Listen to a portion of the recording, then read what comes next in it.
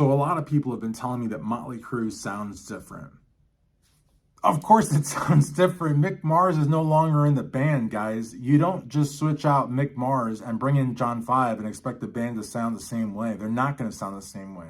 Mick Mars has got blues guitar roots. Mick Mars has a very unique style of guitar playing. He doesn't play with a rhythm guitar player. He is a one-man, overload of guitars, you know what I mean? He plays the 12 strings, he plays the sitar, he plays the mandolin, he plays everything. He's a multi-instrumentalist.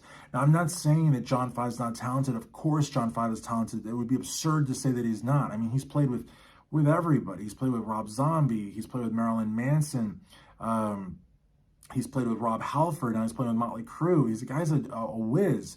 But the thing is that he's not Mick Mars.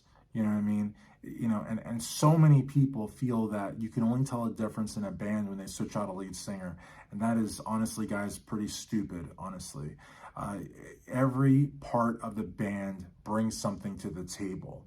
You know, even like bass players, a lot of people can't tell the difference in bass players. I can tell you something. When I hear Guns N' Roses, I know that's Duff McKagan. And when it wasn't Duff McKagan, I knew that it wasn't. You know what I mean? Because he's got a very aggressive, he plays the bass like he's playing a guitar. You know what I mean? Rex Brown from Pantera, very unique bass sound. Kelly Nichols from LA Guns, very, very unique bass sound. You know what I mean? So even Nikki Sixx has a very unique bass sound and how he plays against the guitar, especially when you're dealing, forget LA Guns and Guns N' Roses for now, but when you're dealing with a band like Motley Crue, we only have one guitar player. You got a lot of work to do when you only have one guitar player, you know what I mean? But I mean, Mick did it. So again, no, Motley's not going to sound the same. And I got to tell you something else. Right now, John 5 is probably doing his best to sound as much like Mick Mars as possible.